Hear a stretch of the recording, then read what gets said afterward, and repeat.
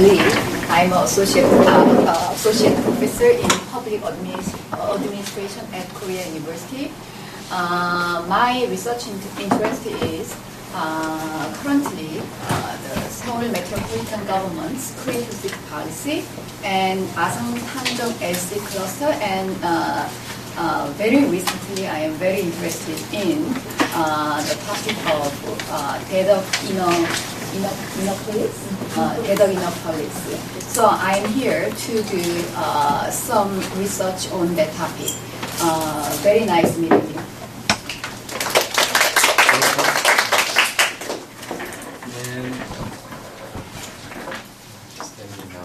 It is my I switch back and forth to standing and sitting. And it is my great honor and privilege to introduce you the distinguished professor, Professor David Edgerton. Professor Edgerton is a Hans Rausing Professor at the Center for History of Science, Technology and Medicine, Imperial College London, since 2002. And he is also the founding director of the Center for History of Science, Technology and Medicine, the same school. He has won many awards and distinctions, most recently Wilkins Bono Medal Prize Lecture, Royal Society. And some of the names that I can recognize, Bono and the Medal, very Wilkins is also must be a distinguished person. And most recently, and he has worked as a consultant or committee members in the United Kingdom. Currently, a member of Blue Flag Panel, English Heritage. It's like a blue ribbon panel. I don't know what that would be. The United States blue ribbon is a high-ranking committee members deciding which way to go, something like that. So it's a blue flag panel. It's something very interesting, but much more modest. In London, famous people have long after they're dead, have blue plaques put on their houses if they're still standing. I see. And I'm a member of the committee that decides whether a particular person gets honoured in this way. It is. I have to say that it is indeed a very distinguished committee, but our role is Thanks for the clarification. I'm not quite familiar with some of the awards in the and then there are many other distinct positions he has been serving for many years, and he has written and also preparing books, and most recently his book, The Shock of the World, and other. You can take a look at it, and The Shock of the World: Technology and Global History since 1900, Oxford University Press, 2007, and it has been translated into Chinese and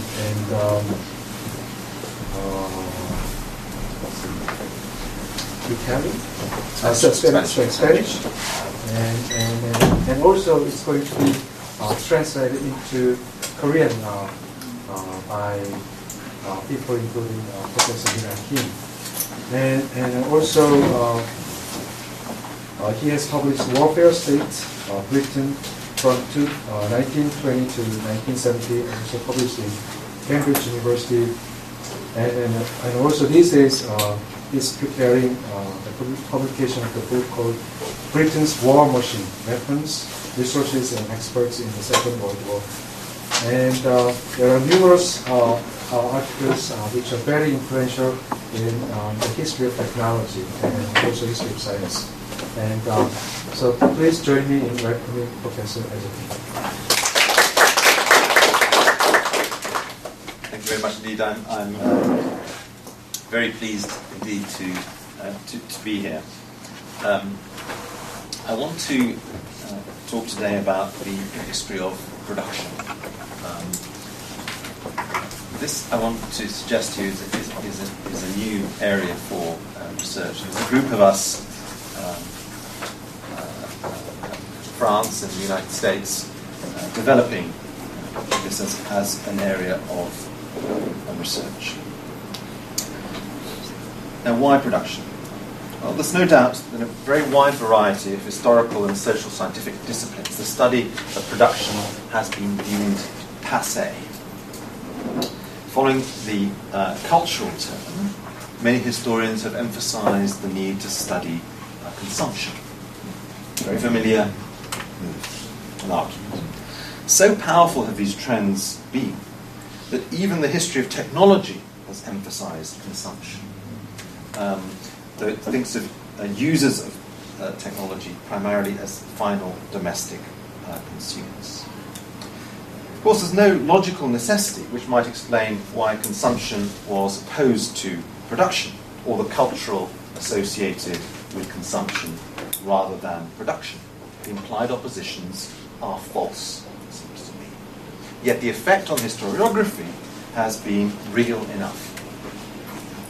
The move away from production reflected particular understandings of the development of economy, society in the 1980s and 1990s. The suggestion that industrial society, Fordism, and so on were finished, and that consumption, design, information, and the like were really what mattered in a dematerialized world. So historians were projecting backwards, as it were, a contemporary analysis of society. Now, an example of the thinking that was being projected would be on the left of the political spectrum, Naomi Klein's No Logo, very influential book. I assume it has that title here, came a few years ago. Of course, it is a bit odd that while those accounts of the present emphasize a radical break from a productivist Fordist past to the present, we should have histories of that Fordist productionist period which should emphasize consumption. But there we are. What about economic history? This has certainly been less affected by the cultural turn, though here too consumption has attracted more attention than production in recent years. Even in geometric history, it seems that production became less central, at least the description and analysis of production that was characteristic of the 1980s has really rather disappeared. Instead, estimating aggregate production functions has become much more important. Production is there in production functions, but not in real factories. If you doubt my analysis, I would suggest a very quick reading of, for example, the Cambridge Economic History of Britain, third edition. And ask the question, how many factories, how many firms, how many productive processes are even tangentially described in this model? I want to stress again that this is not an inevitable move. In the 1970s and 1980s, microcliometric studies made great play of the need to investigate in precise historical details the working of particular technologies, particular industrial processes. A classic instance of that kind of approach would be the work on the British cotton textile industry in the late 19th and early 20th century. Economic historical work gave us a whole new picture of the machinery in use, why it was in use under particular conditions and not others, and so on and so forth. So I don't want to be misunderstood. I am not saying that a certain kind of cliometric history necessarily takes us away from production. It did not in the 70s and 80s. It does in present conditions. Nor, of course, am I saying that cultural history necessarily takes us away from production. In practice, it has. Now, in the 1970s and early 1980s, we did see, in fact, what I take to be the beginnings of a new history of production written by degree non-economists.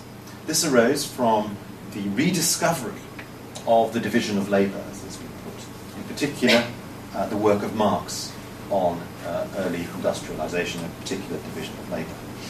This extraordinary historiographical innovation was due to a skilled craftsman, Harry Braverman, in his book Labour and Monopoly Capital, which absolutely everybody read in the 1980s and 1990s, and I think today it's hardly read at all. Much brilliant work followed on from the publication of that work focused on production. One of the most wonderful pieces was by Raphael Samuel, a British historian, one of the founders of the History Workshop Journal, a very influential figure in British social history. He wrote an absolutely marvellous paper called The Workshop of the World in 1977, which I think influenced me more than I realised when I came to write The Shop of the Old. And he had this comment actually about production. It says, production, 1977, is seen at second or third remove in terms of inventory cycles and aggregate profitability. We do not learn how the furnaces were declinkered or the iron ships coaled. Now that was being changed in the 70s and in the 80s. Samuel himself insisted on the increase in handwork during the period associated with the Industrial Revolution. Charles Sable and Jonathan Zyklin, 1985, wrote a famous paper challenging standard orthodoxies about mass production, historical alternatives to mass production. That paper was called. David Noble, drawing very directly on this tradition, wrote about machine tools and labour processes. Philip Scranton worked on a general critique of the notion that mass production was central.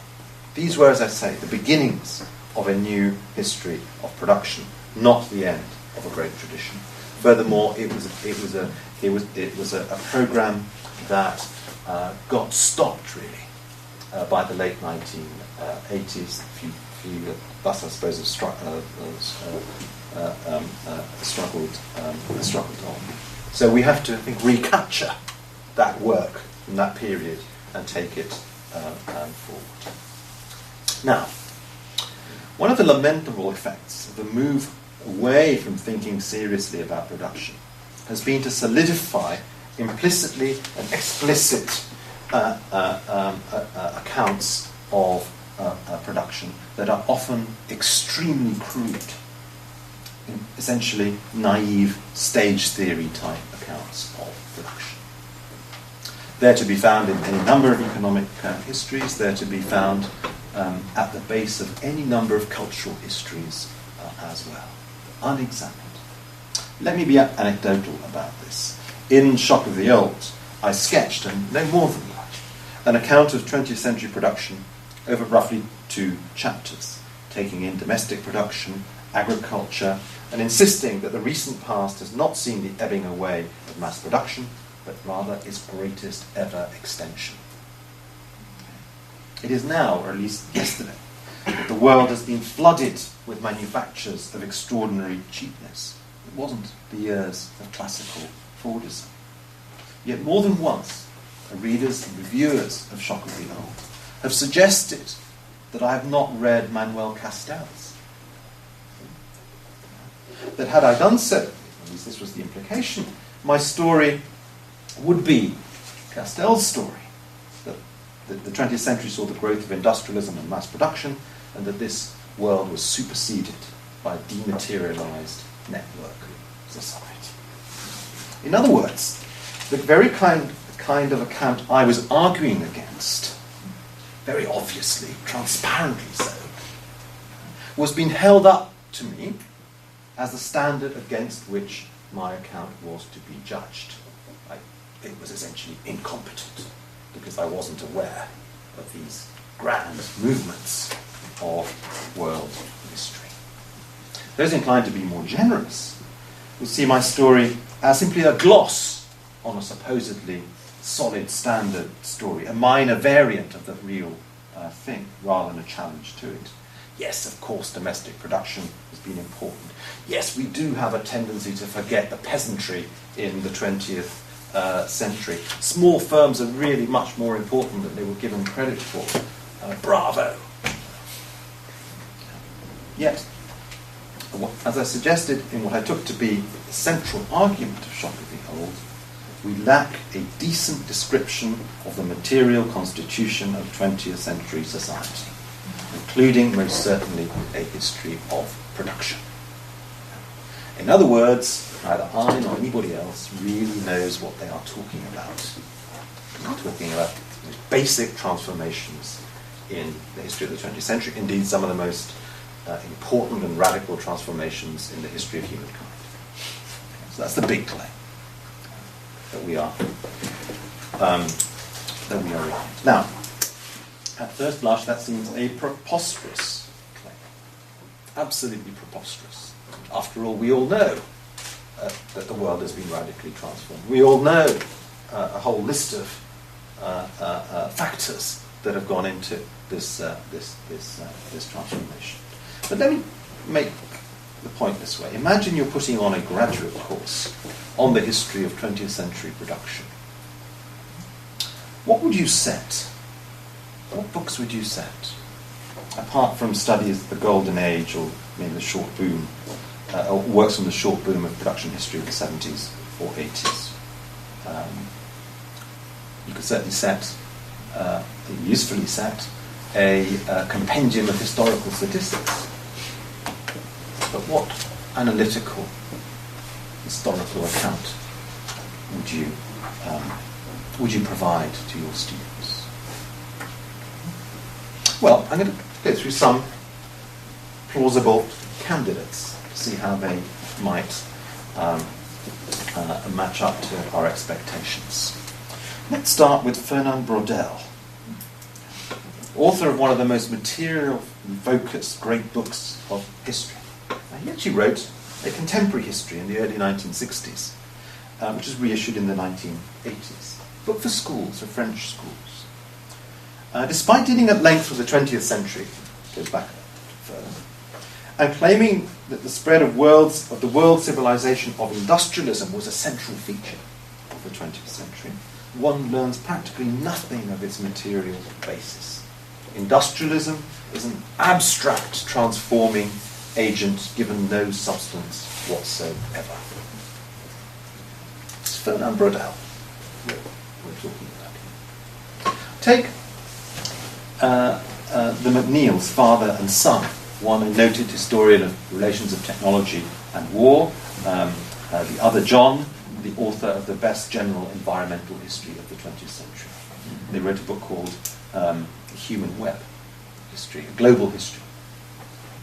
Here, production is hardly present at all, though an innovation-centric account of technologies of communication is absolutely central to their narrative. It's a kind of Smithian account of world history, and in that, technologies of communication are important. What if we turn to the Marxists?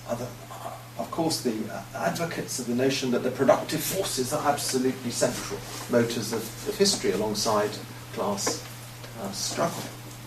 Surely here, production will get the attention that we might think it deserves. And yet, it's not very prominent in Eric Hobsbawm's Age of Empire or Age of Extremes. Notionally global histories, in fact very largely European, but notionally global. The treatment of science and technology in Hobsbawm's volumes is the work of a naive enthusiast rather than a historian, let alone a great historian. The treatment of economic growth after 1945 is centered on rich countries and doesn't capture central changes in production, though it emphasizes correctly the degree of change, which is so rare. Finally, let's take Ernest Mandel, once a very prominent Marxist economist, known in particular for his use of empirical economic data and his emphasis on history. In Late Capitalism, what a wonderfully ironic title, written in the 1970s, Mandel has a very formulaic presentation of the history of production based along notions of technological revolutions, indeed long waves. For Mandel, the key point was the development in stages of machine-made power sources. The move from machine-made steam engines from 1848, date not chosen at random, of course, machine-made electric and internal combustion engines from the 1890s, and the machine production of electronic and nuclear-powered apparatus since the 1940s. An odd list, or at least an odd concept that is the machine making of these things that's central. An example of the latter period was that of atom-powered container freighters of the electronic and nuclear age. I have never come across an atomic-powered container freighter, and yet there they are in Ernest Mandel writing in the 1960s, seen as the centre of a new technological revolution. Slightly differently, a few pages later in fact, he writes of a third technological revolution starting in the United States in 1940 and later in other imperialist countries, which was characterized, he said, by the general control of machines by electronic apparatus, as well as by the gradual introduction of nuclear energy. Now, Mandel was a notorious Trotskyite, but there are direct parallels to the new Soviet orthodox view of the 1960s about the scientific technical revolution, which was centered on automation, became Soviet party doctrine from the mid-1960s. An influential account in its time. Now, lest we think these are deformations of a Marxist education, bourgeois theorists reproduce essentially the same argument. C.P. Snow, for example, his famous lecture on the two cultures, talked about the scientific revolution. It's the two cultures and the scientific revolution. Now, it is not the scientific revolution of the 17th century, which is no longer supposed to exist, that he was talking about. He was talking about a scientific revolution which has started in the 1920s and 1930s, and was concerned with atomic power and electronics. In other words, the same one that Mandel was writing about just a few years later. And indeed, it's that scientific revolution which gets transferred and pushed back into the idea of the second industrial revolution of the late 19th century that we are indeed familiar with, perhaps too familiar with, in our historical accounts of development of science and technology. Now, these are all, of course, profoundly innovation-centric accounts. Misleading about what's in use, misleading also about innovation. They focus on periods when the new technologies they celebrate are just beginning and their impact is necessarily weak. And secondly, the choice of technology is arbitrary, except inasmuch as it reflects propagandistic enthusiasm of the time. The overestimation of atomic energy is just one example of this very general trend. So right at the core, the text you most expect to find production, a history of production, you find the reproduction of standard cliches about technological revolutions transforming everything, technological revolutions driven by a very small number of idiosyncratic technologies. So, what is the way forward? Well, we need to get to a position which is easy to describe but difficult to get to. We need a decent outline picture of the means and methods of production in use at particular times. We need a map, a straightforward map, a straightforward picture, description, empirical analysis, whatever you care to mention, words you care to use. An inventory, for example, of machines. A listing of the largest factories in the world. All sorts of elementary data. In order to begin on that project, we need to recognise how little we have to hand. We need to open our eyes to the weakness of the standard stories, and set about finding the information that we need. And one place we need to look, as professional historians, academics of other varieties, we are not particularly keen to use, is the work of amateur historians. We despise amateur historians. We despise old docs who write the history of medicine. Scientists who in retirement take up the history of their subject. Well, I'm not suggesting we should go to those sorts of things. I'm suggesting we go to an even lower form of intellectual life. The modest compiler of, for example, lists of ships sailing the seas of the world in 1939. A book that exists, by the way. I own a copy of it. And very interesting and useful it is too. The thousands of experts on the history of tractors. There are people who love old tractors, who write great books about them. The dubious military enthusiasts who compile accounts not only of every tank that's ever been made, but every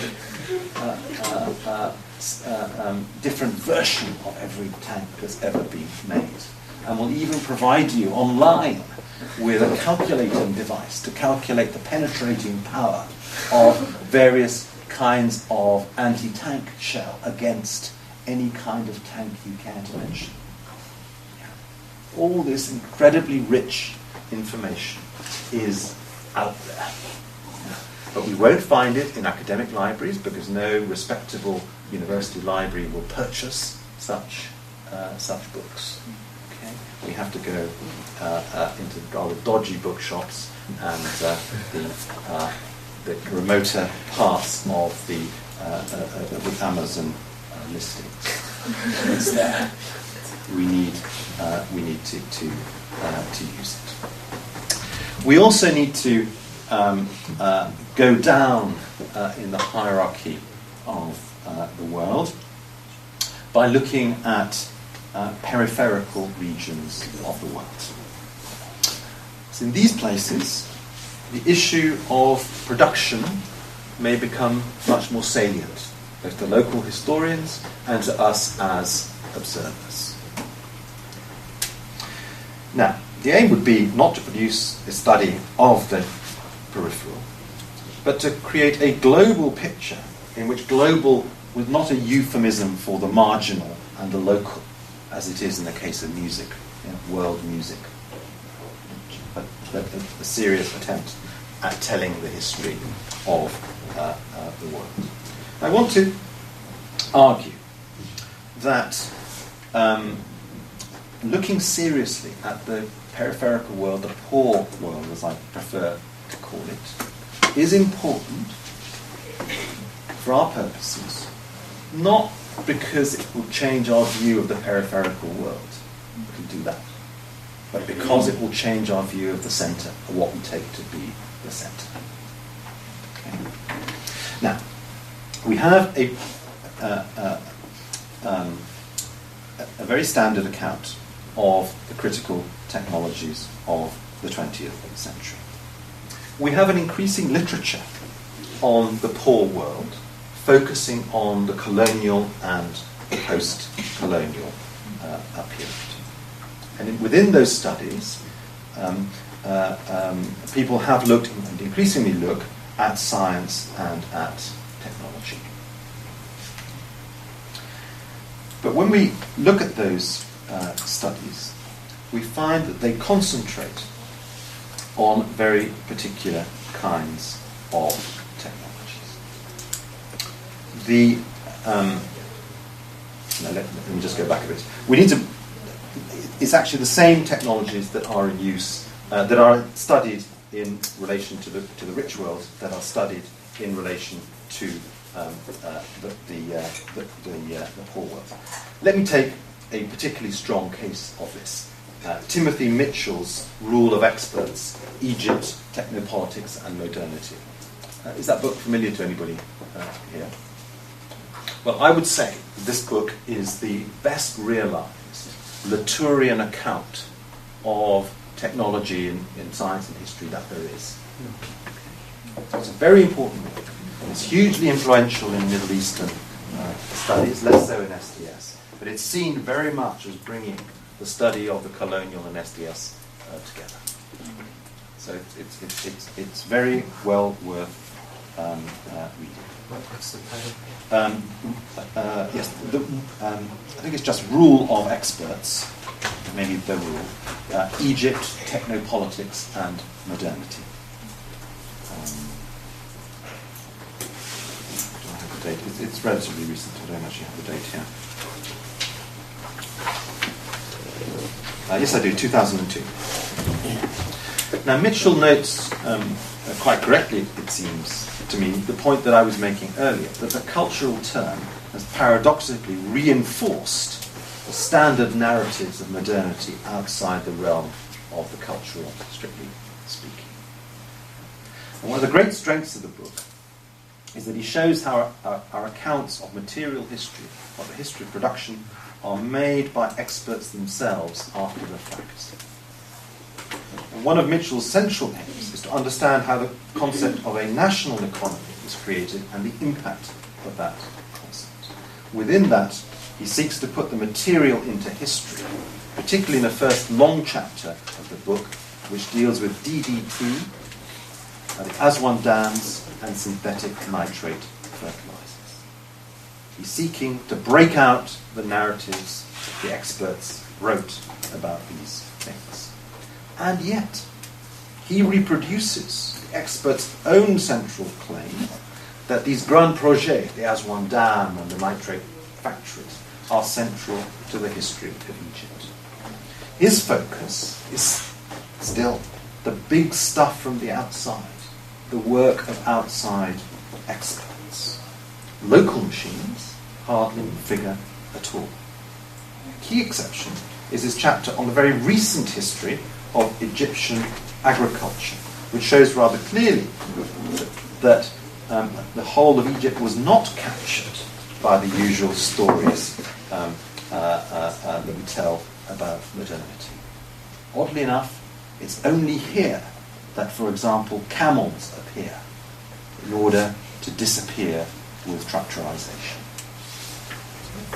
Now, I describe this case because it seems to me the richest, the best, and indeed very good. But that focus on the same old usual suspects with a few variants is general. Take an important book in the history of science and technology in India in the 20th century, Gyan Prakash's Beyond Reason. Again, it focuses on stuff brought in from outside, from atom bombs to steel mills. And if one looks at the literature, the emergent literature on, quotes, post-colonial technoscience, the special issues of social studies of science and of science and culture in recent years on this topic, you will find, first of all, that many of the countries that have been described are not actually post-colonial. Secondly, that the technoscience is again the usual suspects: IT, biotech, rockets, atom bombs. So our central story about modernity is one of such power that the most intelligent, critical, post-colonial theorists still fall for it. That's the claim. That's the claim. Okay, so what should we do instead? Well, we need to actually ask questions about the technologies in use, the production processes in use, the inventions being developed in the world as a whole, independent of these stories of modernity.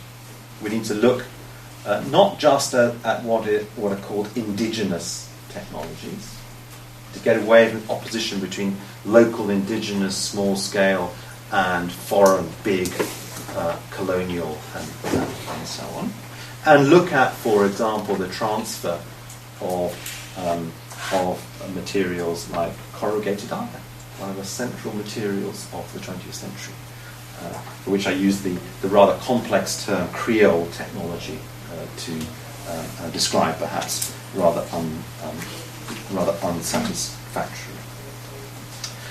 So, we need to recognise, it seems to me, that the great bulk of the world population has lived in a world that is not adequately described by standard theories of modernity, or indeed by accounts which stress what are called alternative modernities.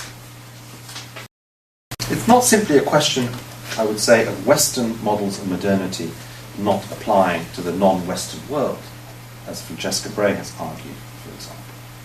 It's that most Western models are wrong about the West also. That seems to me a critical move that we have to make. And I want then to come back to my suggestion that new studies of the poor world can help shake us out of our accounts of the rich world, not least by pointing to what is central to both rich and poor parts of the world, and will help us to avoid telling the story of the rich world in the innovation-centric way discussed above. In other words, the problem is not the so-called Eurocentricity of our account of technology and global history, but that our account of the Eurocentre is of dubious merit. And our very dubious Eurocentric accounts have been applied, ironically, in post-colonial literature to much of the much of the poor world in inappropriate ways. So, while the standard theme of the post-colonial literature is an attack on the centre-periphery model, which is doubtless deserved, in which the main thrust is the objection that the periphery, if the term can be admitted, is more like the centre than the centre-periphery model admits. In other words, the suggestion is that that the periphery is creative, not merely the centre. That's a standard move, isn't it, in that kind of literature. Now, I don't want to deny this, but I'm suggesting an opposite move. It's that the centre is much more like the periphery than we care to admit. In other words, the study of the periphery, to repeat the point, will give us tools for the study of the centre, and that we might start our study by basing our global stories on study of the periphery. How am I doing for time? If I have a little time, I'll throw in an anecdote. I wasn't intending to. Enough time. How long do I have? I think I can have 15 minutes. 15 minutes, yes. I just have time to put in the anecdote. It's additional anecdote very quickly. V.S. Naipaul, I don't know how familiar he is as a novelist here. He was a much abused figure in the poor world because of the very disdainful attitude he showed towards local elites and local intellectuals. He saw the world of, let's say, Buenos Aires, or the world of Indian traders in Africa as an inauthentic world. They were people removed from the centres of authentic Indian or European life. They were pale imitations of the reality. Not surprisingly, this led to people being upset. But the point I want to make here is analogous to the point I was making earlier, is that Naipaul is wrong about the centre. The implied picture of the centre, where we are all authentic, creative, bearers of great traditions, seems to me to be deeply false. In other words, Naipaul's description of the poor, benighted people of the River Plate, or Kisangani, should be treated as a portrait of us all. So, how can we get at this, at what the centre is really like by looking at the poor world? Well, if one travels around the poor world, small-scale production is readily evident everywhere.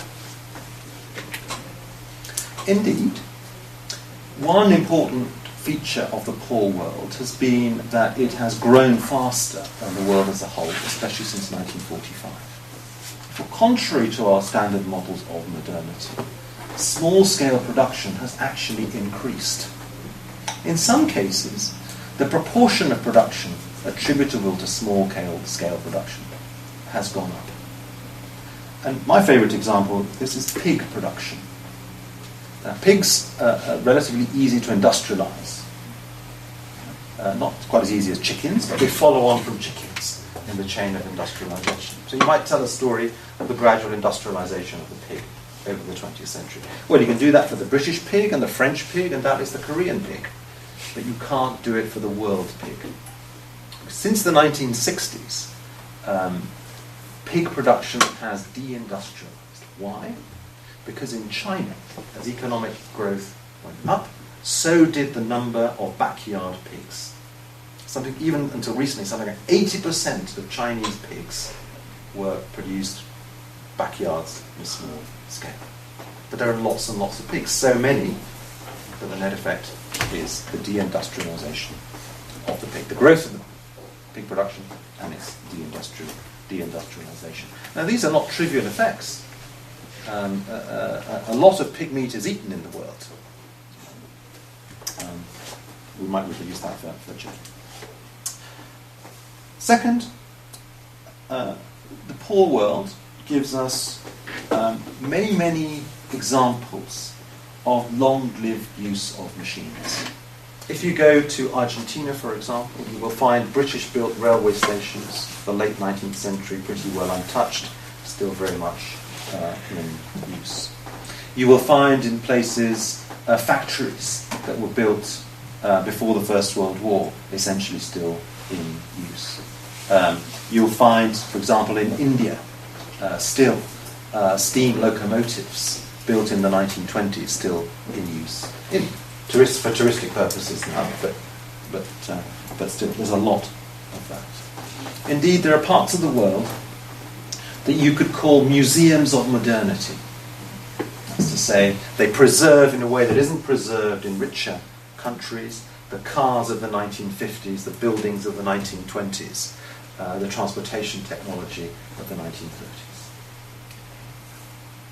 They tell us what the world was like.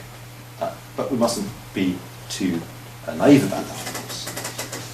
But it might tell us what Britain was like in the 1930s, to see a 1930s British office still being used somewhere in India, or if you see a tea factory in Sri Lanka, you're easily taken back to interwar Britain. But the move I'm suggesting is that we should actually think about whether we live in a museum of modernity ourselves in the rich world. And certainly in London, where I live, we do. The train I take to work on in the morning is 100 years old, more. The track, the tunnel. Yeah. Yeah. The house I live in is 150 years old. Yeah. The layout of the city is old. The educational institution in which I teach is 150 years old. And so on, and so on, and so on. Yeah. But if I were to walk into London, I wouldn't necessarily. Perhaps if I came from Seoul, I would notice this. But if you're there, you don't take this part. Another very striking feature of travelling around the world is the very clearly articulated concern of elites that they do not live in an inventive country. Laments that, Argentina, take that example again, or Morocco or Thailand, don't invent things. In fact, they don't have because they don't invent things, they don't have technology. The argument then, of course, is that they need to start inventing in order to become rich. And yet you might go to a country like Thailand and note that it is growing at an extraordinary rate. Not exceptional in the East.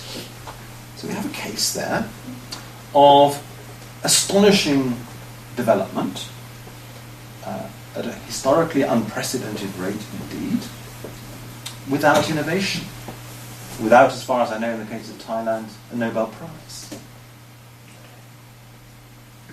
You might think, well, this is rather a rather strange phenomenon. Is it something that differentiates the poor and the rich worlds?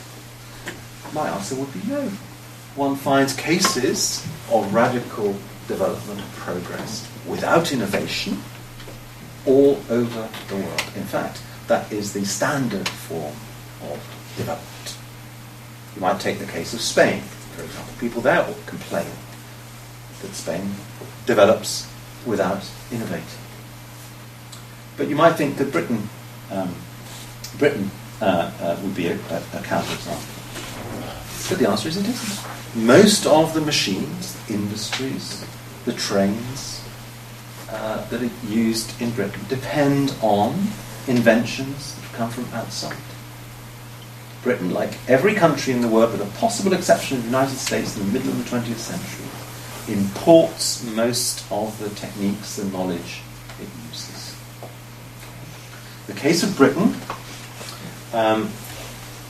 is typical in that there is no positive correlation between the investment in research and development at national level and national rates of economic growth. Now, I've argued that many times in front of very many different audiences. I won't say any more about it, but please feel free to pick me up on it if you want. Now, let me just end with a few words on policy. Do the political classes, the policy wonks, especially those concerned with science and technology, want to hear the sort of arguments that I've just made? Well, the answer is no, because a particular model of the centrality of innovation, going along with a very particular history of the world, is central to the arguments for funding in these areas. My own experience is that policy people, very senior policy people, are extremely interested in shock of the old and talk to the ministers concerned, inviting me to talk to them and so on.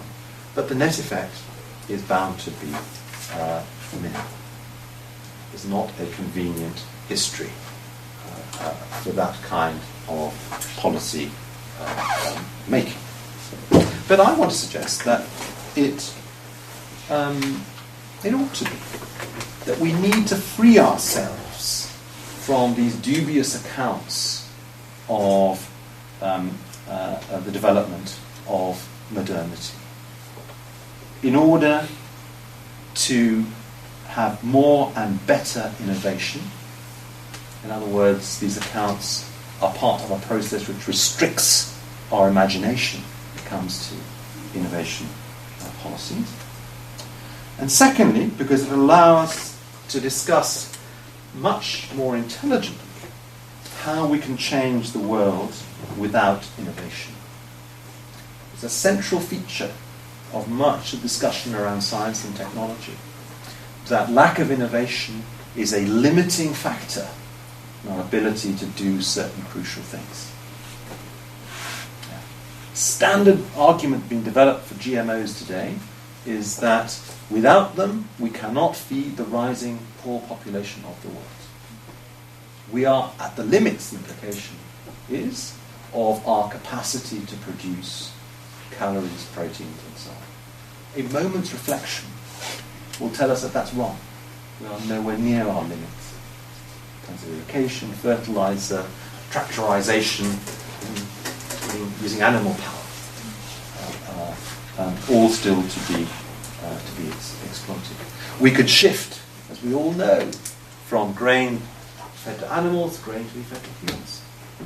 We could shift indeed from grain to potatoes and increase the net output of calories in the world. The problem is not the one that's implied by the analysis. Our role then is, I would suggest, not simply to criticise vulgar public errors in understanding of science and technology, but to criticise the best academic conceptions of, for example, the history of production, the history of science and technology. Is it too naive to believe that science and technology policy should be guided by the best possible knowledge of the relationship of science, technology, the economy, and society? I fear it is, but I want to implant the thought that it might be desirable. Thank you very much.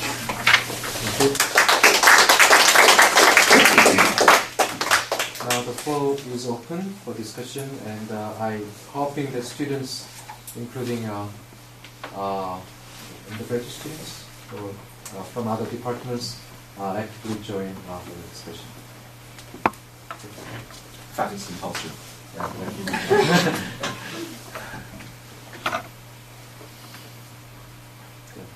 Faculties can participate. I haven't actually read the shop field, so my apologies if my question is a bit naive, but what is your definition of innovation? I don't have one that's any different from absolutely standard ones. What's the burden of the question? Well, I'm just thinking, why isn't it that if we did change our agricultural policy to from grains to producing potatoes, why isn't that an innovation? Yes, indeed, it would be an innovation, but in most implicit definitions of innovation, it wouldn't be. It's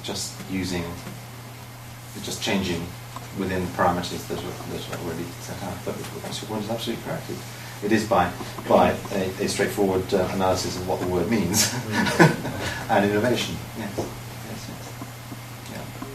Now, that's not to say that the word innovation has not the meaning has not broadened. It is used to talk about innovations, and just to bring in a new product into a country from elsewhere is talked about as innovation in certain contexts, but not, I think, in the context that I'm talking about. So it is in a sort of intrinsic. There's a property, a sort of intrinsic property that makes, or an activity that makes it innovative, rather than it's not contextual. No, exactly. I think that's right. But the meaning does sometimes tend to spread to the contextual. But I think in science and technology studies, innovation means innovation in capacities at a global level.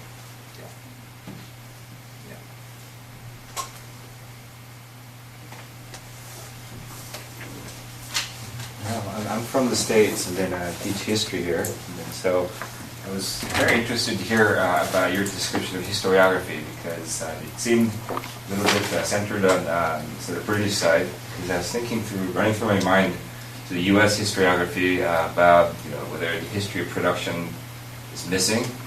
And so I think you're right, actually, because I read through some examples in business history, like Alfred Chandler's, which could have been a seminal work for the history of production, but then it really didn't take off. The business history became sort of a parochial by itself. It just broke off and it didn't really branch into merge with mainstream history.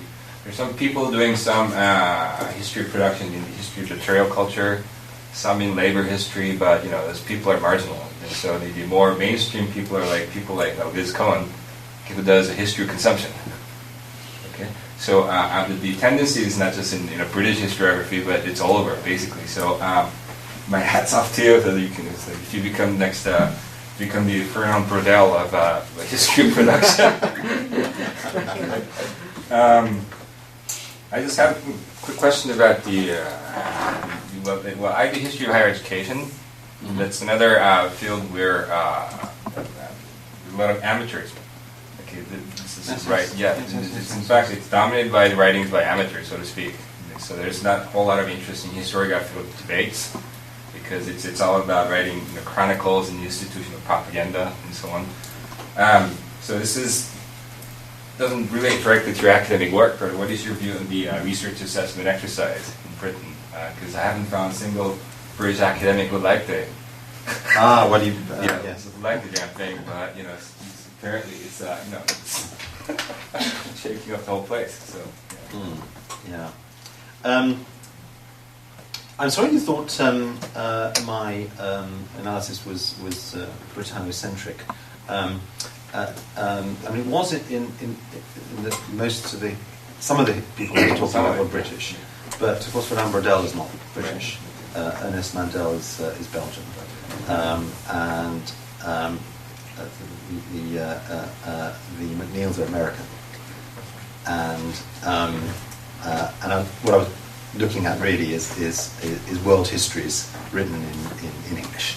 Yeah, but I'm very glad you made the point that you did. And, it's certainly very interesting to look at other subfields that might have been central to a history of production, and business history in Chandler in particular is a brilliant case, because I think one can legitimately accuse Chandler of being a technological determinist. But the description of the technology, of mass production, all the flow, all the stuff that he sees as essential in the books is actually very weak. So it's not so much that it's not only that the challenge that he threw down wasn't taken up, and he himself did not develop that part of the story. Labour history has been a place where some of this work has been done, very strongly influenced, of course, by the moves in the 70s and 80s that I was referring to. But as you say, labour history is marginal, and not just in the US, certainly also in Britain. A very important change. So that's and indeed it's not just the history of technology that is moving towards the history of consumption, but also, you were saying, business history. But the RAE, well, you may have found the person that you wanted to find. For very local reasons. I'm a supporter of the RAE. I'll tell you why. Our history department is very small within an institution like KAIST, Science and Technology and Medical Institution. People within the institution didn't have the capacity to assess the quality of our research. When we came up in 2 years, 2 RAEs running, with a nearly top score, they were decidedly impressed and extremely helpful for us. However, they were, even with that background, not prepared for the result of the last research assessment exercise, in which my centre, very small centre, came out as the top history department out of 83 or something in the entire United Kingdom. You see, you have found somebody who appreciates the RAE. Conflict. Yes, there are. Because in Korea, there is also the argument by some to actually measure the level of innovation that research, funded research contributes to. So people, immunologists and so on, people like that are really trying to really I mean, one has to be very careful with these things, because yes, one can object to the methodologies, and I certainly do. But one has to ask, what is the real purpose of these exercises? And the real purpose is to concentrate funding in particular institutions. The purpose is to give a plausibly transparent account of why Imperial College should get more money than the University of Leeds, let's say. That's what it is. And that would happen under any system. The point is that you need to justify it in the account. sciences.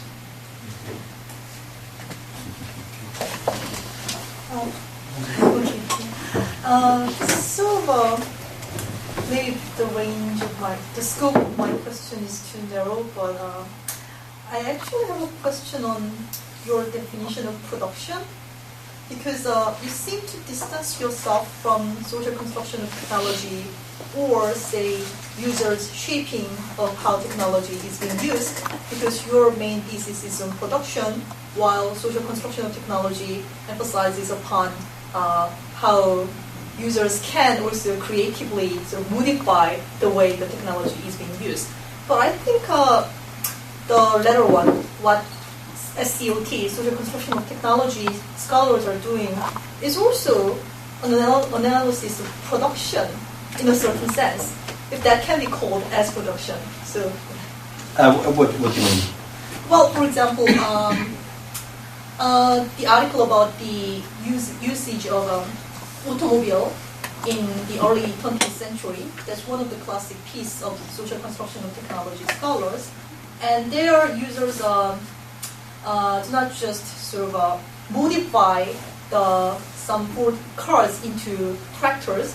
If that's the only story, then that would be just about modification. But they also produced sort of better rural environments, so that more cars could be sold not just in urban settings but in rural settings.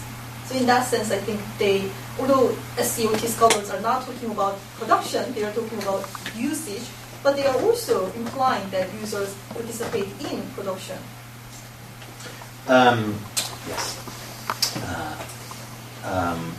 I mean, nothing I've said today is a critique of Scott. I mean, it's engaged in a completely different intellectual project. Mm-hmm. But I do have criticisms of Scott. I laid them out in an article in 1993 called Tilting at Paper Tigers, but for reasons quite disconnected from studies of production.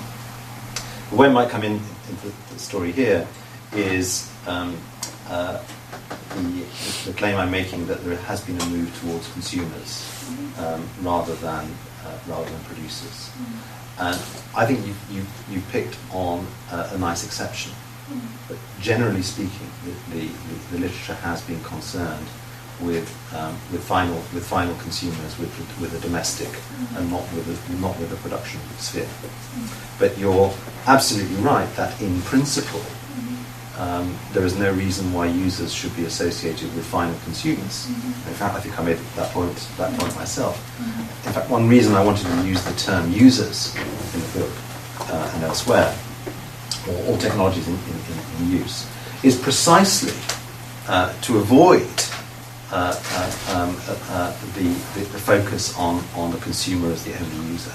Yeah. Of course, producers are users. Of course, they are. Of course, giant corporations are users in the same way that an individual is a user. So it seemed to me rather silly to justify the study of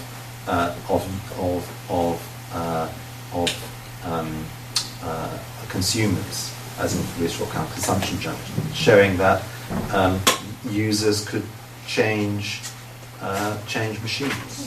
Of course, all sorts of users change machines. I don't think that you need a great historical effort to do that. So my notion of use certainly includes users changing things, but it also includes users not changing things, which is another important phenomenon. So the case you've chosen is I think a very exceptional one, and I think my argument about the general drift of the literature still stands.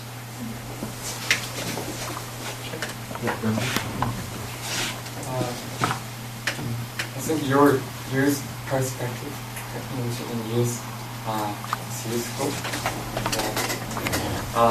Mentioned in your book, tenacity of old technology and reappearance of disappeared one, and importance of trivial or marginalized technology.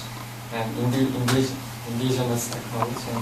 But I try to gain something more insight from your use perspective, because you compare it with study of consumptions in your book, and it's dangerous to say about studies of consumption because I'm not familiar with it. But I got some insight from the study of consumption. They emphasize rise of consumerism rather than mass production, and emphasize industrial revolution rather than industrial revolution. And what I gained from that cultural historians' account is they consider spending and buying as cultural activities. Cultural activities. Consumers used commodities as a mode of expression tied to their occupation or gender, status, class, something. So that was my insight from the study of consumption.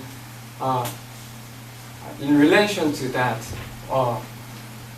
can you elaborate more the virtue of your perspective, or how can you distinguish your approach from the study of consumption? Yeah. I always get very worried when people say your approach is to study technology in use, because although I have argued for that, that's not the only argument I've made, even about technology. So a lot of people say that the point of the shock of the old is to move us away from studying innovation to studying use. That kind of argument. Partly because I called a previous paper From Innovation to Use, which I think was perhaps a bit of a mistake. The point that the argument is to say, not that we've studied innovation successfully and we now need to study use, is to say that we've had an unfortunate conflation of the two. So what I'm arguing for is the study of use on one hand and invention and innovation on the other. Of course they're connected, but you need to explore those connections in new ways. So I don't want to be associated with, I don't want to say Edgerton means use.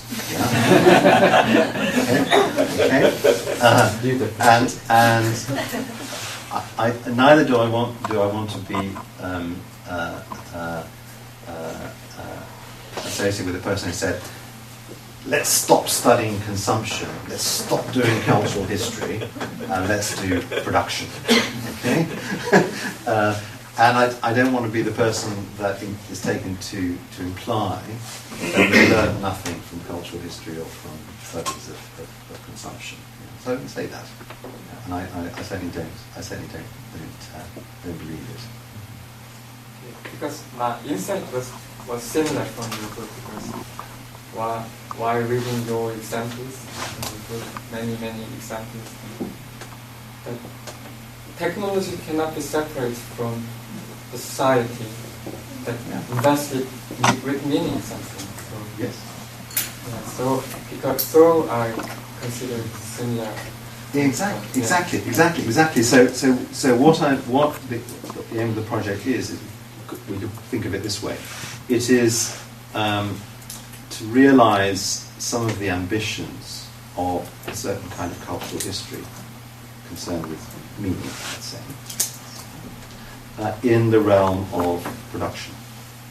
How do we define that? And I want to define it broadly. Okay.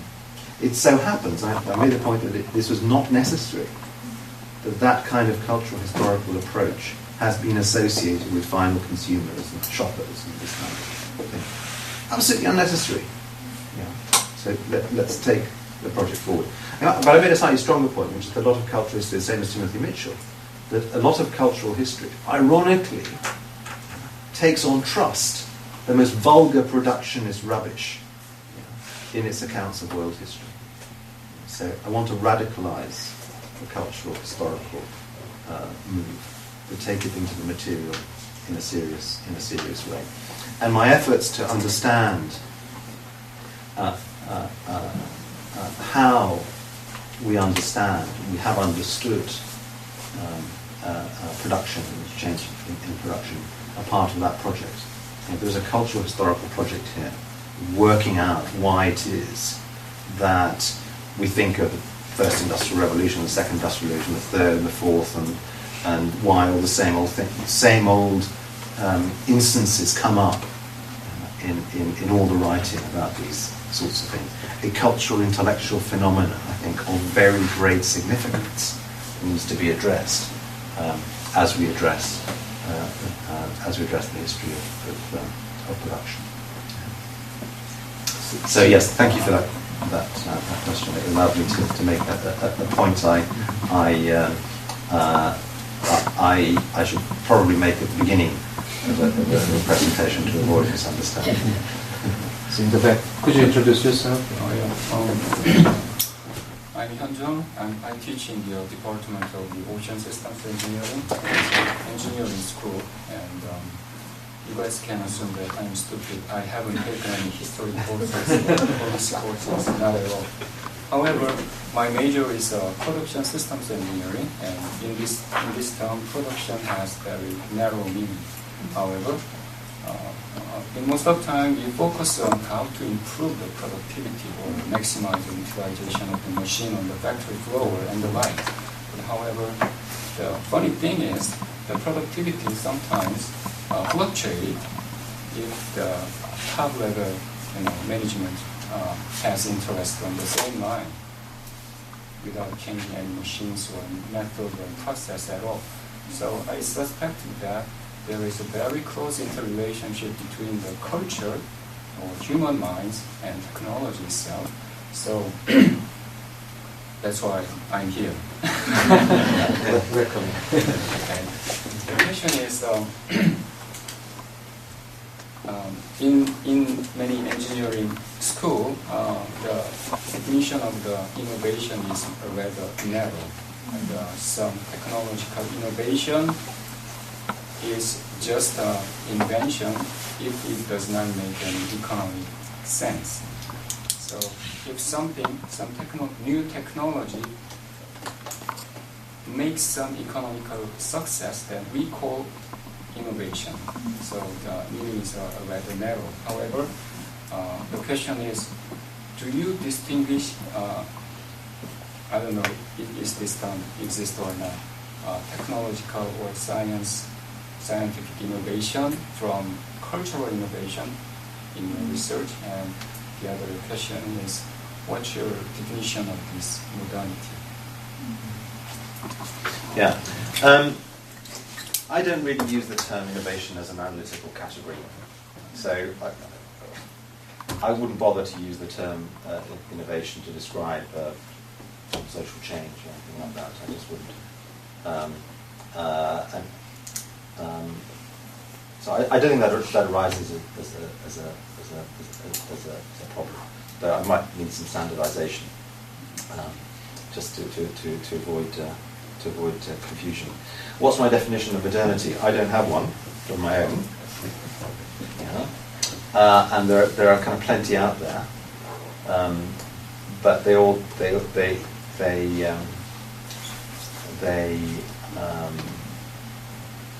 share certain standard features. Modernity is fixed in a certain chronological period. It's associated with certain kinds of processes: secularization, industrialization, urbanization. I don't think that in itself is particularly controversial. What I'm saying is that actually we should be concerned, as you're in your question, asking exactly what do you think are the fundamental processes going on here. And what I'm saying is that actually the standard model that we have of how the world has changed, you find in a history book or an economic textbook, does a very bad job of describing the change that's gone on.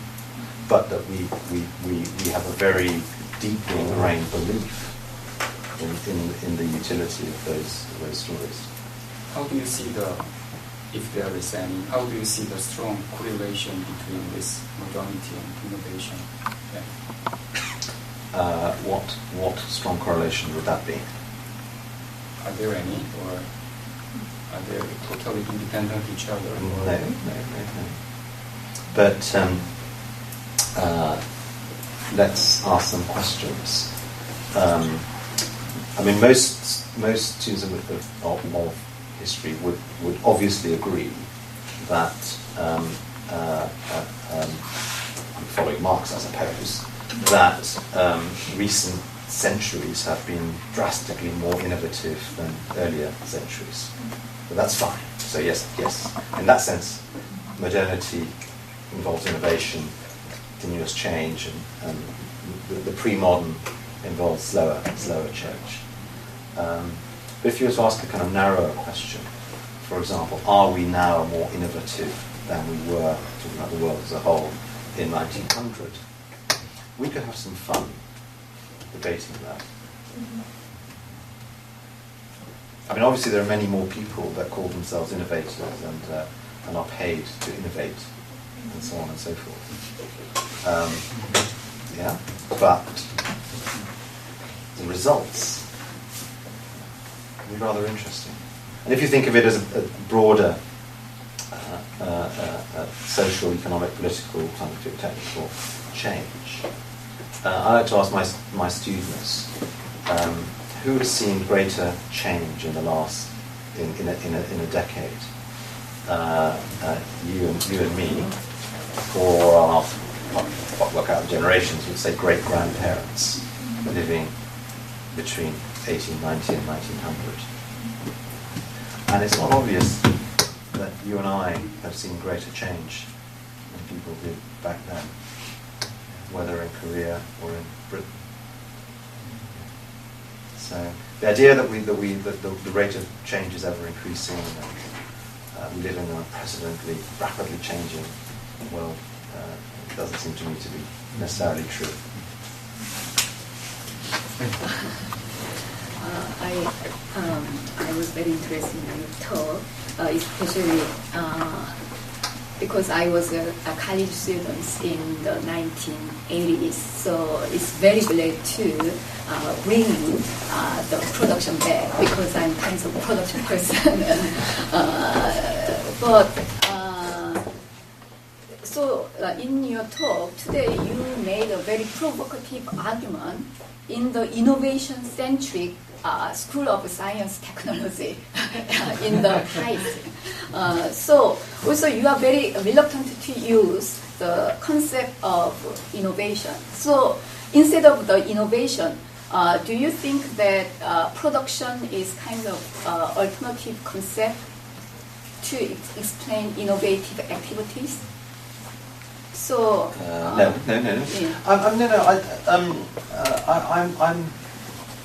I'm not sure I'm reluctant to use the term innovation. I would suggest that I didn't, as a matter of routine, use it to describe economic change or cultural or social change. So I tend to use it as a term of art in areas of science and technology. But the implication of what you said was that I wasn't interested in innovation, which is not the case.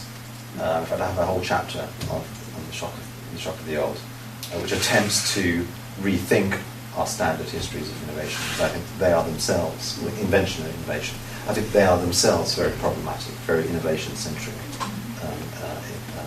fact.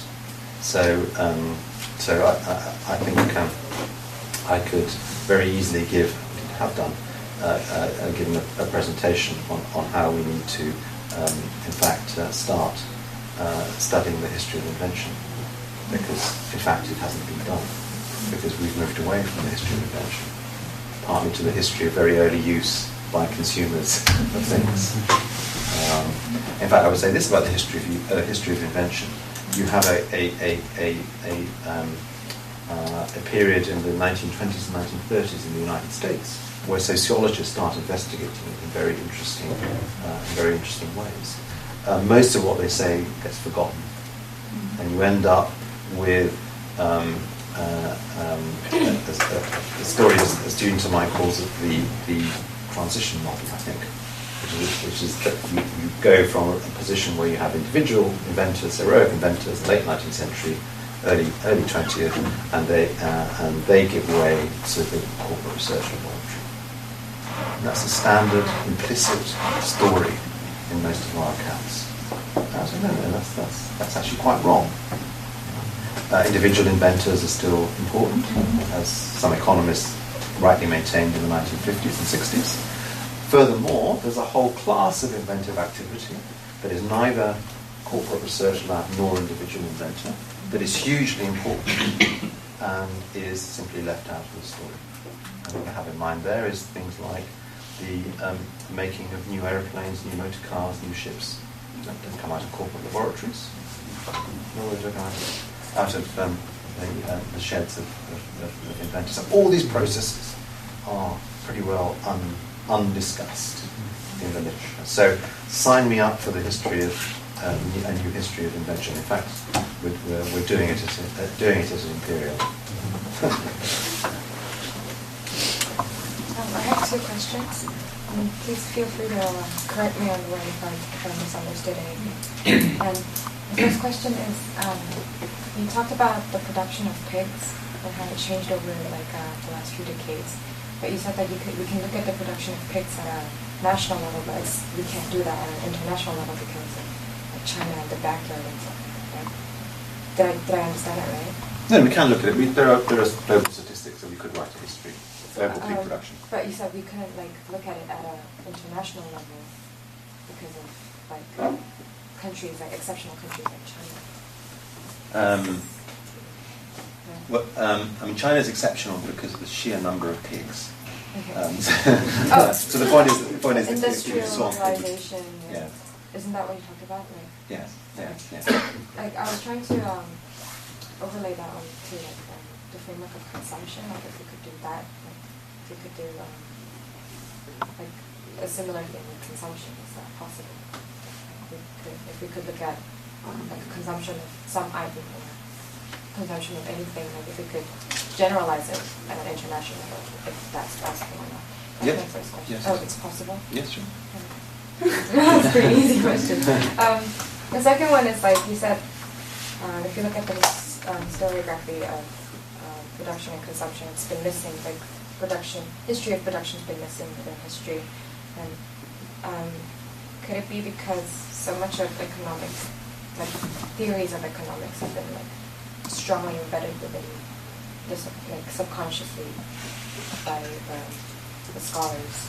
Maybe they're relying too much on economic theories. Could that be an explanation? Yes, I think it's partly because there has been a general relative decline in economic history. So within the historical community, the weight of economic concerns has been reduced, and that's a place where, of course, production was talked about. Within economic history, there's been less discussion of production, except in terms of aggregate numbers.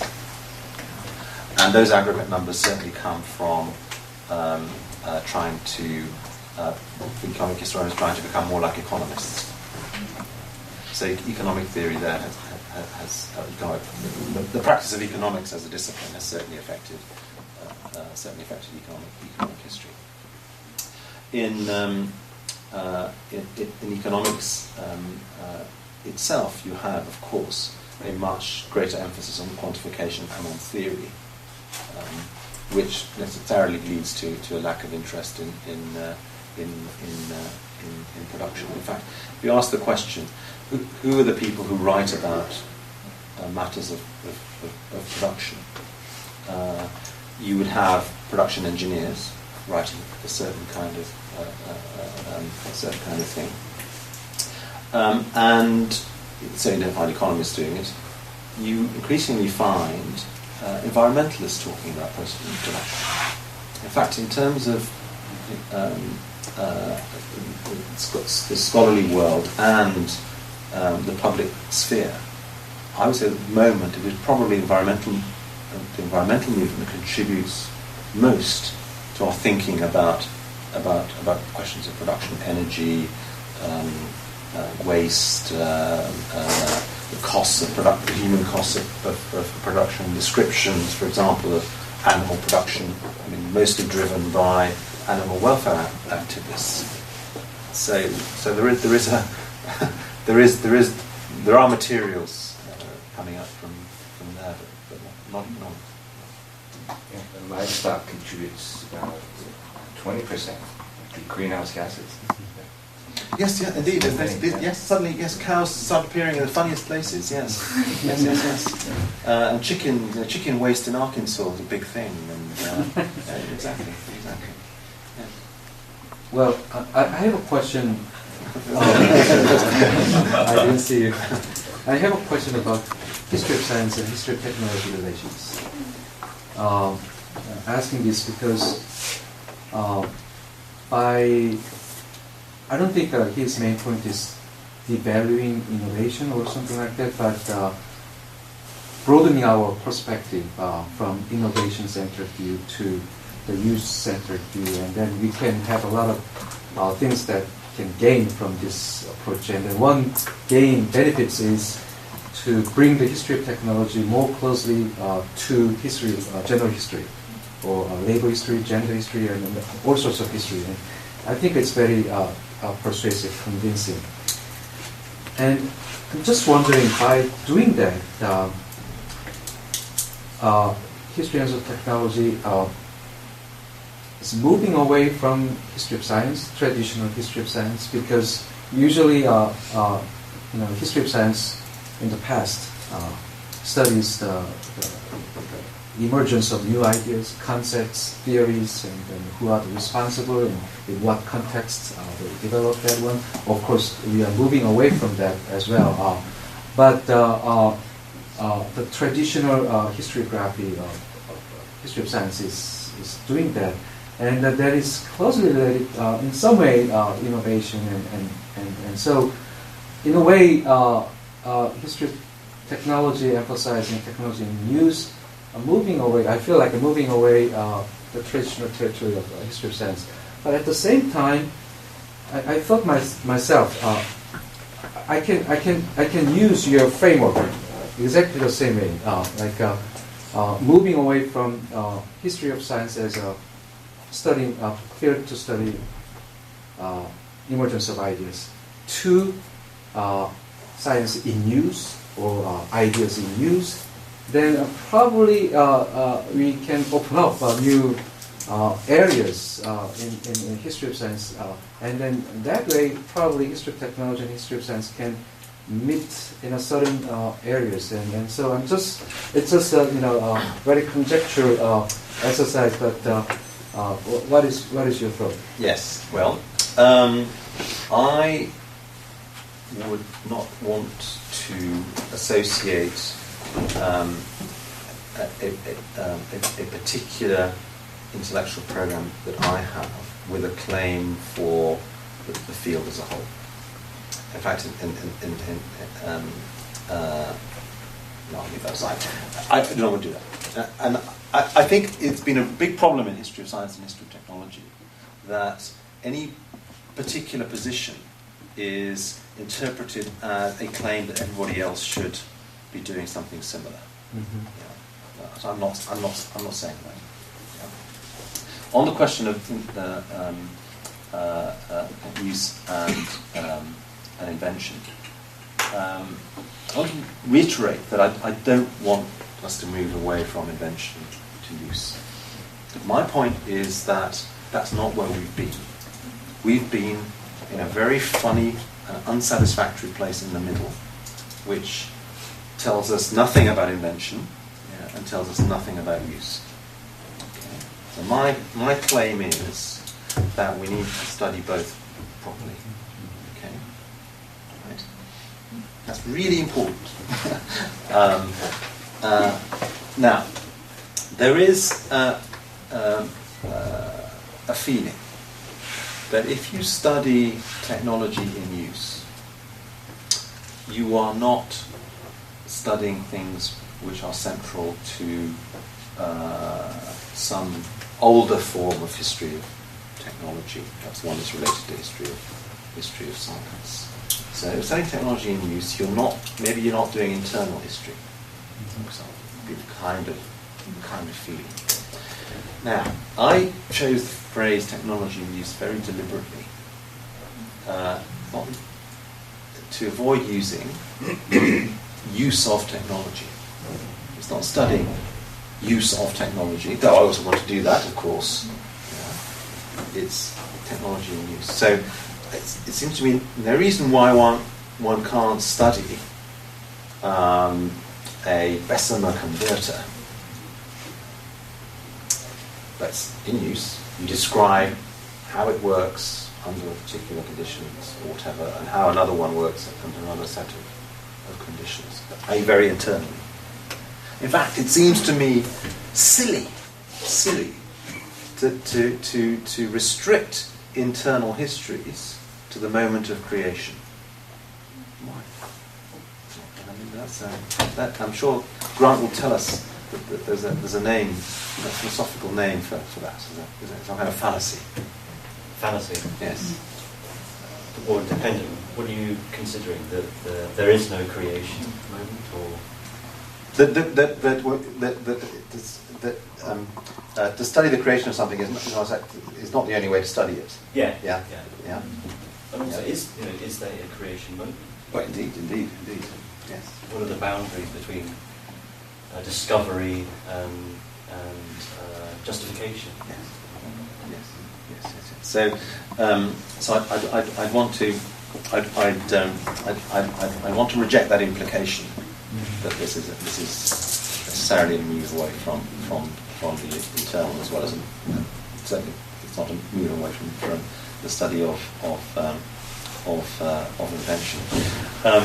In fact, one of the points of, or one of the elements of the new history of invention, if I can call it that, is to study in fresh ways the relations between science and technology. I think that's a very kind of stagnant field, and very limited by the focus on corporate research lab, for example. So there are a whole lot of other sorts of relationships that might characterize engineering. Take fluid mechanics, for example, as a central discipline that none of us really talks about. And one last point, that in the history of science, there certainly has been a very powerful move away from moments of creation, study of moments of creation, to the study of science and politics, science and culture, which isn't about innovation in science at all. But I wouldn't want to see my work as paralleling that move, partly because I do want to see, personally, I'm not saying everyone should do this again, a much richer historiography of scientific development. I think there are serious problems with our understanding of the history of 20th century science. It's focused on so I have applied exactly analogous critique to studies of technology to the study of science. So it's the next book? No. But to sum it up, where they say, well, where's the fluid mechanics in your history of 20th century science? And another one is, where's your chemistry? I wrote a little article about the Chemical Heritage magazine, if anyone wants to read it. They liked it, of course. We're almost up, but students have a few questions. I can take a few more questions. Overlap. And other students? Actually, I had one, but it's kind of similar to the previous point. I was very much convinced with your argument that in this book, and argument that we have to focus on production part. And I kept thinking that why then people have focused on consumption, right? So to understand your argument well, why do you think those scholars focused on consumption? Why do you think they have focused on the consumption tourism? Partly the rich countries' consumption generally became a feature of life. we moved away from a certain post-war austerity. It also has a lot to do with the decline of Marxism in the academy. And Marxism became to be interpreted as a productionist ideology, to be left behind. And in political terms, at least in Britain, it was very noticeable that a certain kind of revisionist Marxists started talking very much about the centrality of consumption. And as if this hair-shirted communists had discovered cappuccinos and foreign holidays, and decided this was really rather more attractive than standing at the factory gate, mobilising the workers, and turned that into a whole theory of capitalism. This is after all, this is postmodernism, isn't it? Post-industrialism and postmodernism went together. So you had this very general intellectual shift, which certainly resonated very powerfully within the historical tradition. Seems like there are some It's a very important moment in the academy. I'll put in a plug here. This is an appropriate point. A plug for the latest issue of Technology and Culture. And I have an article kind of there which doesn't talk about production, except perhaps at the end, but is an attempt to explain in more depth some of the underlying arguments in the shock of the old. And I have a few lines about the particular context in which consumption becomes important. No more than that. Seems like that there are students from other departments. If you have any questions, okay. Any other questions? Not. And thank you very much. And